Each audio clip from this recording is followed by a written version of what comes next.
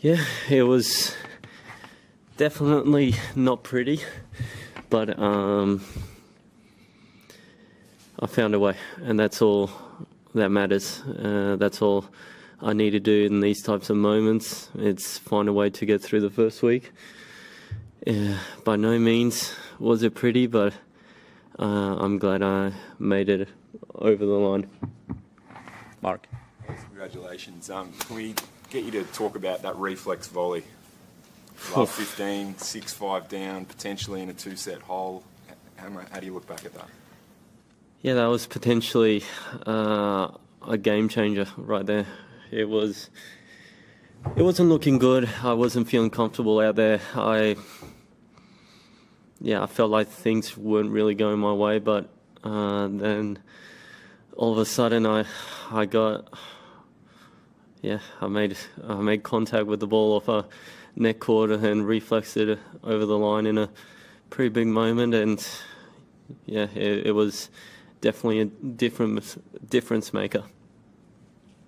Going into that tiebreaker, knowing potentially you could be 2 sets down, did any sort of doubt creep in? Any self-doubt? Before I walk on the court, every time I make a pact with myself, I make a promise to myself, and that's I'm going to compete till the very last point, no matter what. So,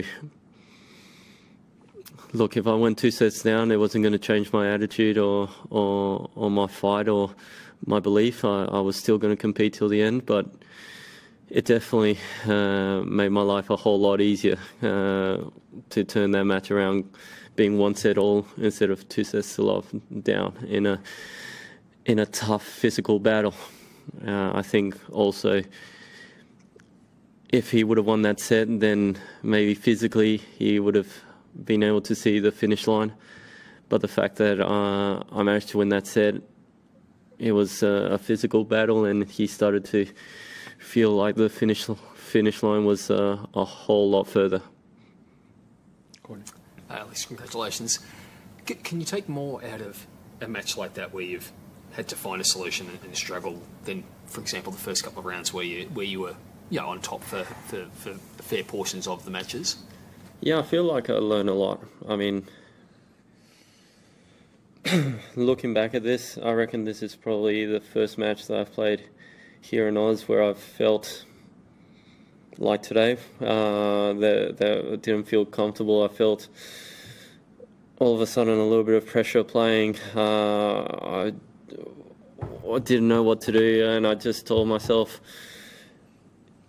to go out there and compete. A part of me knew that at some point there was going to always be a match where pressure was going to be there and the nerves were going to be there and kind of the expectation was going to be there, but I knew it was going to be a part of it, and I just told myself to go out there, compete, and I'd rather win ugly any day over losing pretty, right? Ultimately, I live to fight another day, and my next one, I'll make sure I bring a better level. Alex, it's your 4th time into the 4th round here, all them in a row. Last Aussie who achieved that was Phil Dent 43 years ago, so really long time. What do you feel about yourself playing in that Rod Laver Arena with all your crowd, and why do you think your game matched really well with the conditions here, with the weather? Yeah, I mean, look, there's no better feeling than playing in front of a packed crowd, right? Even playing in a day session and seeing everyone out there with me for 4 hours, right? They're in the stands, and it's hot in the stands as well, right? It's obviously hot on the court, but for most of that match, people in the stands, they're out there in the sun, and they're still supporting me from the very first point to the last. So that's truly special. And today, day session, Aussie heat, born and raised in it. I'm ready to go.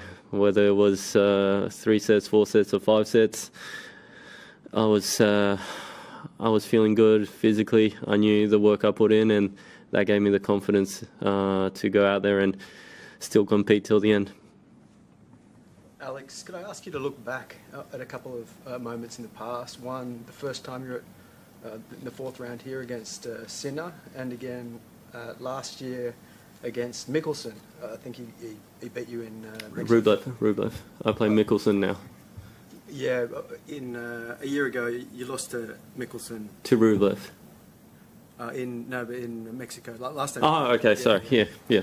Just kind of wanted to get a comparison of how you were feeling 4 years ago against Sinner, how you're feeling a year ago against Mickelson, and how you're feeling now. Okay. Yeah, it's part of my journey, right? I think when I played Yannick in that fourth round, I think we were both very, very different players. He was still coming up, still wasn't as solid as he is right now, and yeah, a different version of myself, a lot younger, still had the competitive, the mental aspect, but still lacked many areas to really take it to these top guys. And yeah, I played Mickelson twice. One went his way, one went mine. 2 different matches, one on clay, one on hard. So he's been playing really well. He's a dangerous opponent with a lot of confidence right now, and he's taken some big scalps this week. So ready for a battle. He's going to go out there with no fear, and you know I'm going to do my best to make it difficult for him. Last two, yeah. Alex, I'm keen to get your thoughts on the Tomic match-fixing investigation coming to light, and secondly, do you think enough is being done to stop match-fixing? Yeah, I mean, to comment on something that I've got, I literally had no idea about it, and I saw it on the news. I think it was last night for the very first time. So I've had no idea about any of the situation, and you know where it's even at. Now, of course, it's something. Match fixing is something in our sport that we don't ever want. We don't ever want to taint this beautiful sport that we're playing. So, of course, if anyone has done anything of that sort, then I'm not for it, and I think the authorities will definitely punish them severely. Last one. Alex, Novak spoke very highly of you in his press conference last night, mentioning several areas of improvement that he's seen, including serve, court positioning, defence, things like that. First of all, how do you respond to that, sort of that glowing endorsement? And then secondly, do you feel like on a day like today where maybe, you, as you said before, you didn't come out firing like you would have liked to, but you play well enough and you've still got enough weapons because you've been working on other aspects of your game to sort of grind through a match like today? And do you just think you're in a good position now to basically, go all the way? Well, look, ultimately, when you hear any compliments coming from someone like Novak, who's virtually perfect in every aspect of his game, is obviously very nice to hear, and always well appreciated, because you put in the work with your team behind closed scenes, but it's always good that other players in the locker room are noticing, right? It means that you're doing something right. So that's a great feeling. And yeah, today, getting through matches like today, I think maybe in the past, not playing well, not feeling amazing, I maybe would have found a way to lose that match, right? Like that first set where I was in control, and then all of a sudden it just kind of slipped out of my hands. But I think this version of myself is exactly that even if I don't have my best day, I'm going to compete till the end, and I'm still going to be a very tough out for anyone who's in front of me. So I build on that, we move on, and hopefully bigger and better things coming on for the next round. Thank you.